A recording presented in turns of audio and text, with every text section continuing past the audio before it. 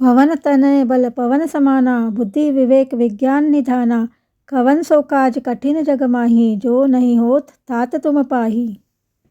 सभी को दशहरा पर्व की बहुत बहुत शुभकामनाएं। अपराजिता पूजा को विजयादशमी का महत्वपूर्ण भाग माना जाता है। हालांकि इस दिन अन्य पूजाओं का भी प्रावधान है। जब सूर्यास्त होता है और आसमान में कुछ तारे दिखने लगते हैं तो यह अवधि विजय मुहूर्त कहलाती है। इस समय कोई भी पूजा या कार्य करने से अच्छा परिणाम प्राप्त होता है। इसीलिए हम घरों में शाम के समय दिया बत्ती करते हैं, प्रार्थना करते हैं। कहते हैं कि भगवान श्री राम ने दुष्ट रावण को हराने के लिए युद्ध का प्रारंभ इसी मुहूर्त में किया था।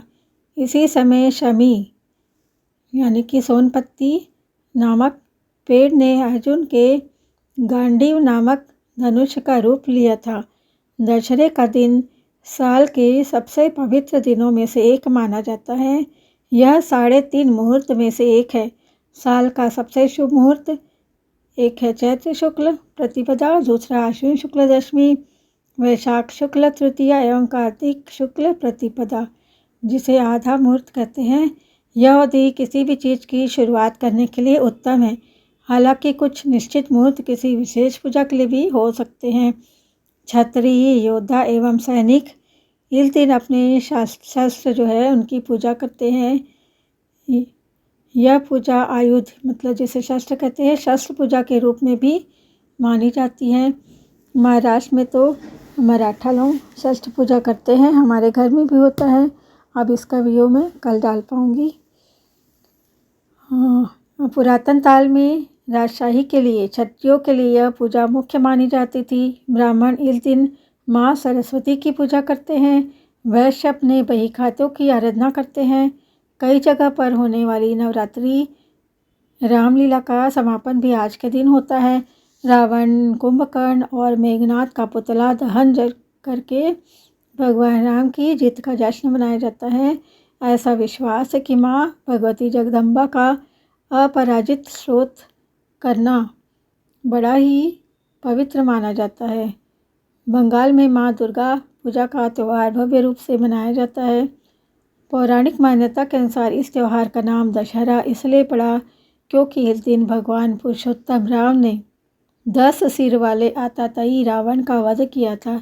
तभी से 10 सिरों वाला रावण के पुतले को हर साल दशहरा के दिन इस प्रतीक के रूप में मनाया जाता है या जलाया जाता है, ताकि हम अपने अंदर के क्रोध, लालच, भ्रम, नशा, ईर्ष्या, स्वार्थ, अन्याय, अमानवीयता एवं अहंकार को नष्ट करें।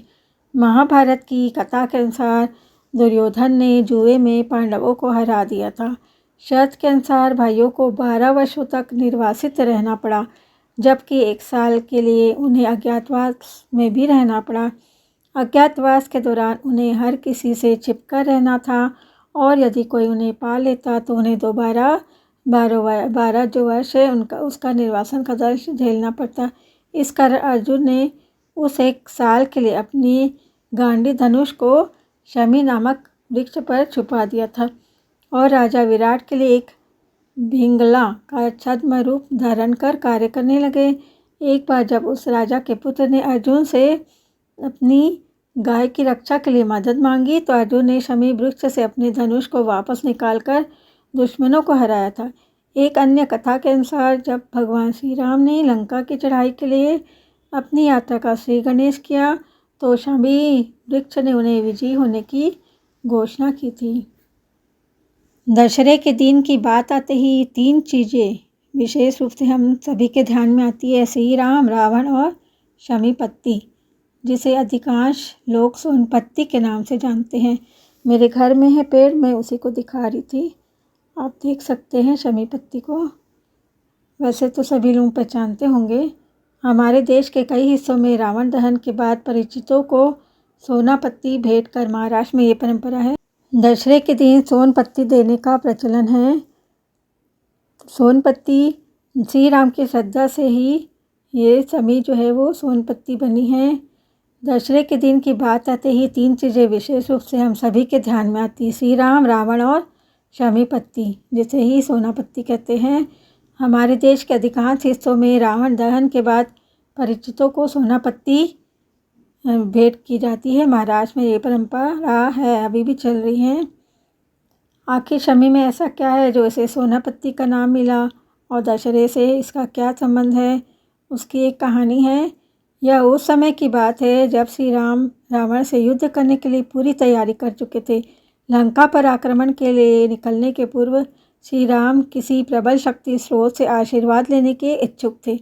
शास्त्रों में अग्नि को शमी, गर्भ के नाम से भी जाना जाता है और अग्नि से अधिक प्रचंड शब्द शायद ही संसार में कोई और होगा। तब श्री राम युद्ध भूमि के लिए प्रस्थान करने चले तो सामने शमी का वृक्ष दिखाई दिया। श्री राम को अग्नि रूपी शमी वृक्ष के दर्शन कर हार्दिक प्रसन्नता हुई। शमी को स्वर्ण नामक विजय के आशीर्वाद से जोड़ लिया। उन्होंने उसी समय शमी वृक्ष को साष्टांग प्रणाम किया, उससे विजय का आशीर्वाद देने की कामना की और उसकी पत्तियों को अपने पास रख लिया। रामायण के इस महायुद्ध में श्री राम की विजय के साथ शमी वृक्ष को विशेष महत्वपूर्ण और पूजनीय स्थान प्राप्त हो गया। इसके बाद से ही अग्नि रूपी शमी को स्वर्ण मानकर विजय के आशीर्वाद से जोड़ लिया गया। शमी की पत्तियों को स्वर्ण या सोना पत्ती का नाम मिल गया और लोग अपने परिचितों को सोना पत्ती भेंट करने लग गए। इस सोना पत्ती को भेंट करने के पीछे यह भावना रहती है कि जिस तरह विपरीत परिस्थितियाँ और कम साधनों के बाद भी श्री राम ने लंकापति रावण पर विजय पाई, ठीक उसी तरह हमारे परिचित भी जीवन की हर विपत्ति का सामना करने और उस पर विजय पाने में सक्षम हो। इसका धार्मिक महत्व है।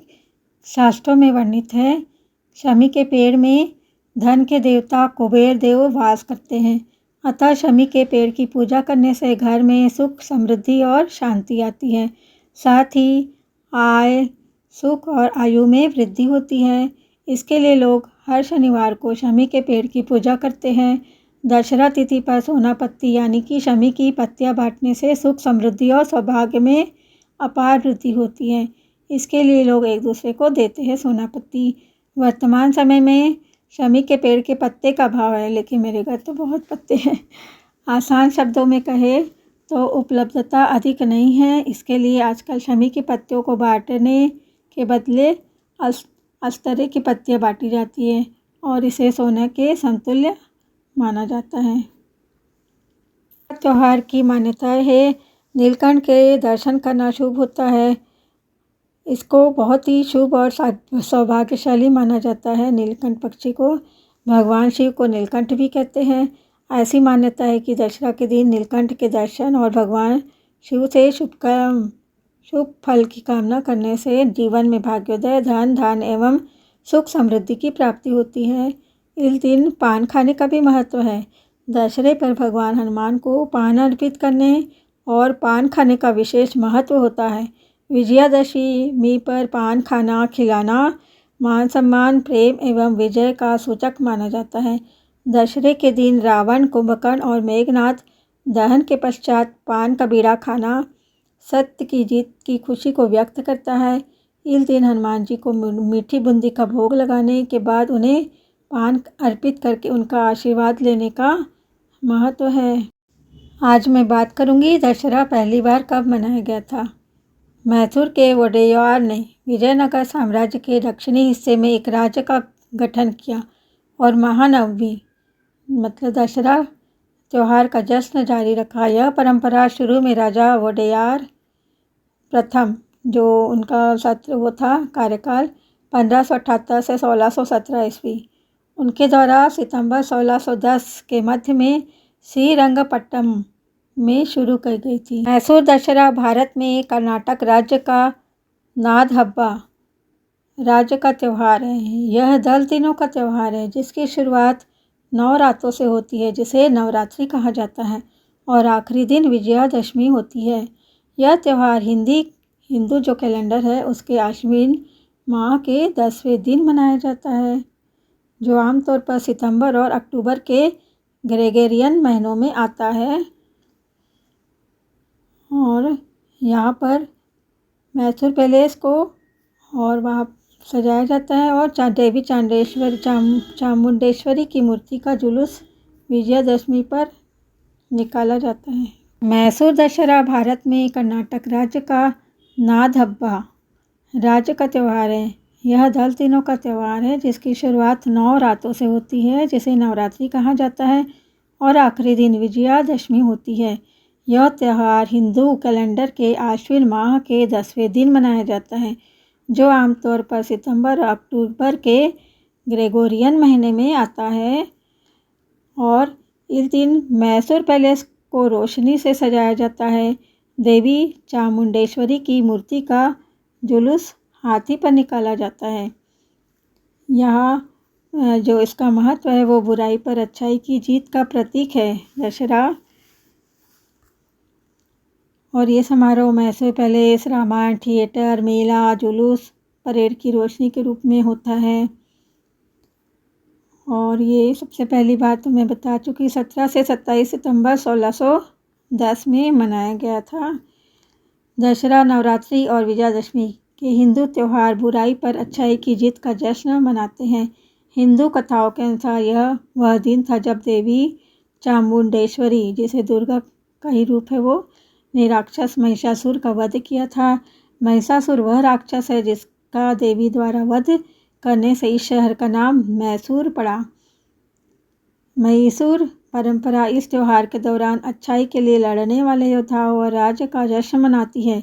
हिंदू देवी के साथ उनके योद्धा रूप के साथ साथ विष्णु अवतार राम की पूजा और प्रदर्शन करती है। समारोहों और एक प्रमुख जुलूस की अध्यक्षता पारंपरिक रूप से मैसूर के राजा द्वारा की जाती है।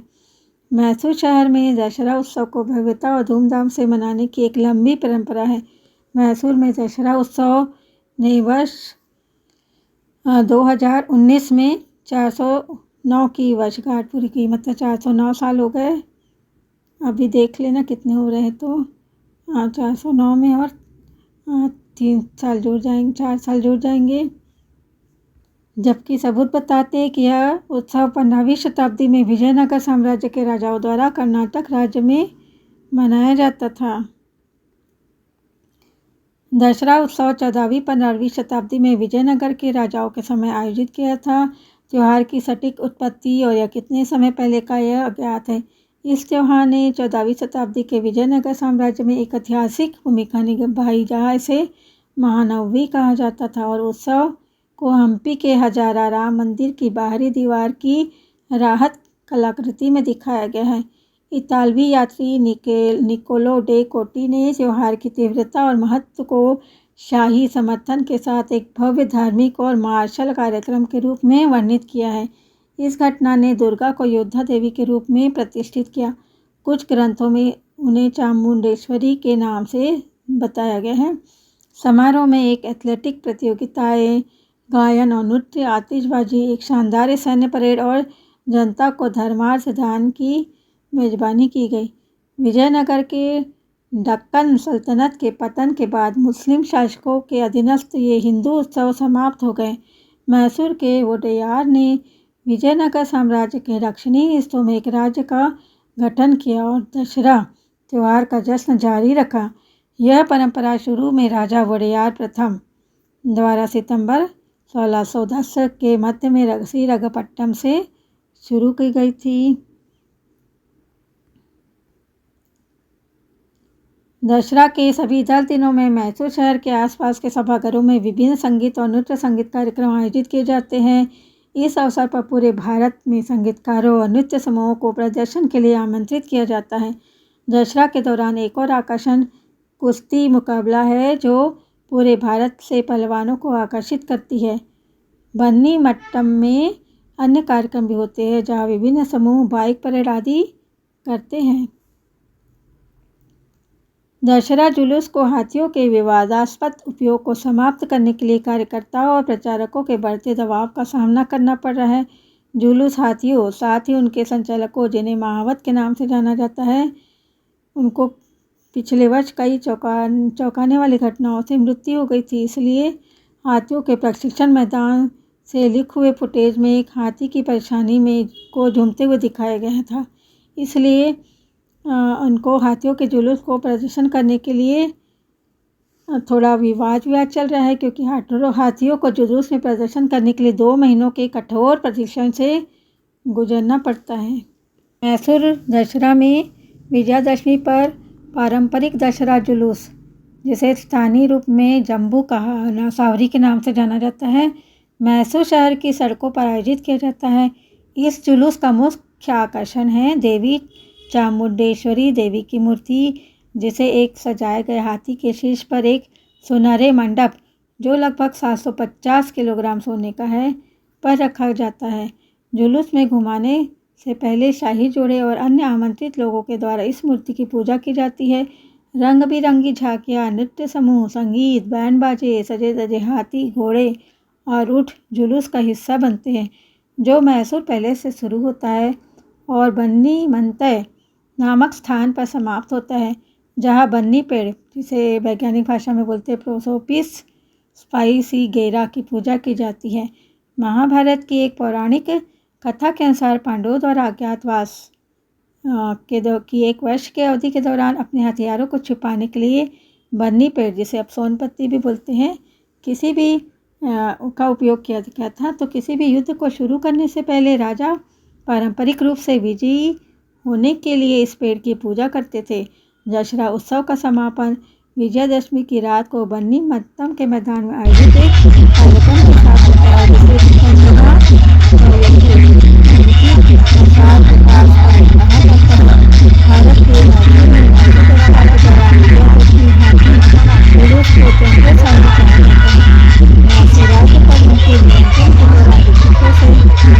जुलूस का मूल नाम जुम्बी सावरी शमी पेड़, जिसे बन्नी पेड़ पर कहते हैं, वहाँ पर जाकर समाप्त होता है। अब देवी चामुंडेश्वरी को एक हाथी पर जुलूस में ले जाया जाता है, लेकिन जम्बू नाम अभी भी बरकरार है।